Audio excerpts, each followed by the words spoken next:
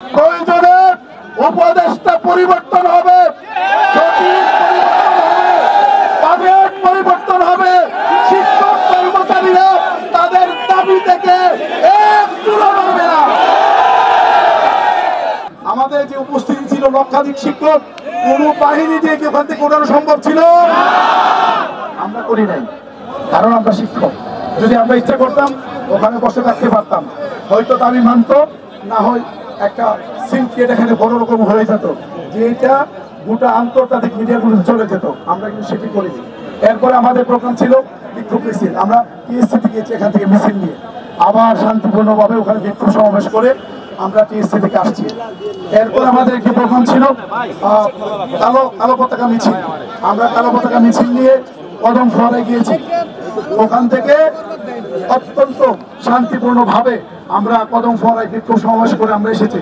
ওখানে গণ অধিকার পরিষদের সাধারণ সম্পাদক জনাব সদস্য সচিব রাষ্ট্রপতি ভাই ছিলেন ওখানে। আমরা ওখান থেকে বিরাট ক্রাউড ছিল, আমরা তাদেরকে শান্তিপূর্ণভাবে নিয়ে এসেছি।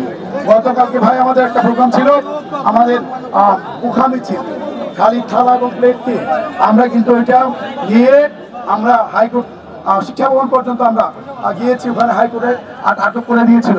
আমাদের মহাসচিব মহোদয় আমাদেরকে অনুরোধ করেছিলেন যে আপনারা যেখানে আটকে দেয় ওখান থেকে আপনারা চলে আসবেন। আমরা স্যারের প্রতি সম্মান রেখেছি, শ্রদ্ধা রেখেছি। ডিএমপি কমিশনার স্যারকে ফোন করেছিলেন আমরা যাওয়ার তথ্য পেয়ে, আমাদেরকে যাতে উনি অনুরোধ করেন। স্যারে বলেছিলেন আপনারা যান, কিন্তু যাতে বিশৃঙ্খল পরিবেশ তৈরি না হয়। আমি এনিভাইকে বলতে চাই, স্যারের প্রতি শ্রদ্ধা রেখে সম্মান জানিয়ে আমরা কিন্তু স্যারে যেখানে বলেছেন আমরা ওখানে বসে বিক্ষোভ সমাবেশ করে আমরা আবার ফিরে এসেছি অত্যন্ত সুশৃঙ্খল ভাবে। আমাদের কালকে শিক্ষক ছিল প্রায় 1,20,000 থেকে 30,000 শিক্ষক ছিল।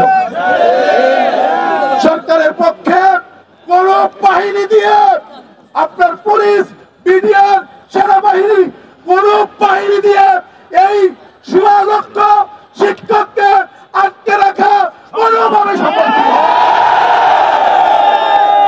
আমরা শুধুমাত্র আমাদের বৃহত্তর বিএনপি মহাসচিব মহোদয়ের সম্মান এবং শ্রদ্ধা রেখে আমরা কিন্তু কোন রকমের বিশৃঙ্খল পরিবেশ তৈরি করি। আরেকটি প্রোগ্রাম ছিল যমুনা অভিমুখে পদযাত্রা, এবং এত বেশি জমায়েত হয়েছিল, আমাদের সবচেয়ে জমায়েত বেশি ছিল ওই দিন। কিন্তু বিভিন্ন রাজনৈতিক দল এবং সরকারের সাথে আমাদের পক্ষ থেকে যারা মিডিয়ার কাজ করছেন, কারণে আমরা ওইটাও স্থগিত করেছি। আমি এনিওয়েকে এইটুকু বলতে চাই যে আমাদেরকে বিভিন্ন ট্যাগ দেওয়া হয়েছে, আমরা এখানে নির্বাচন বানচাল করতে এসেছি, আমরা নাকি এখানে পরিবেশ নষ্ট করতে এসেছি। নিশ্চয়ই এই ঘটনাগুলো থেকে আপনাদের কাছে পরিষ্কার হয়ে গিয়েছে যে আমাদের কোনো খারাপ নিয়ত নেই। আমাদের ন্যায্য দাবি এবং অধিকারের প্রশ্নে এখানে এসেছে, ঠিক কিনা? সংগ্রাম সহযোদ্ধা বৃন্দ, আমি আর কথা বলবো না, জাস্ট আপনারা বসেন।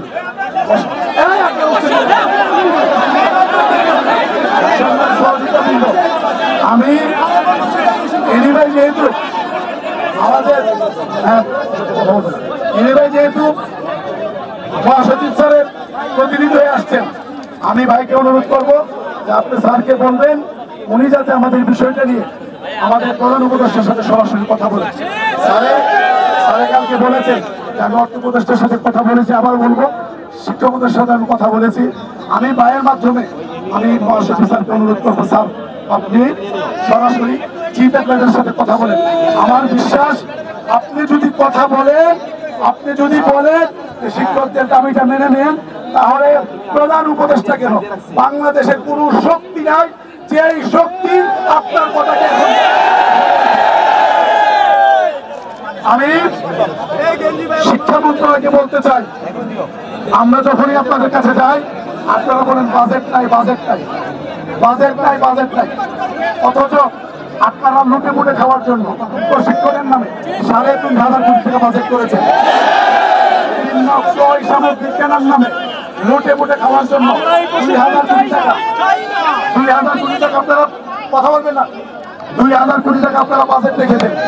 তো এখান থেকে যদি আপনারা মাত্র 3,000 কোটি টাকা লাগে আমাদের দাবিটা পূরণ করতে, মাত্র 3,000 কোটি টাকা, শুধু প্রশিক্ষণের টাকাটা লুটে মুটে খাওয়ার লুকটা যদি একটু সামলাইতে পারেন, তাহলে এই শিক্ষকদেরকে এখানে এত কষ্ট করতে হবে।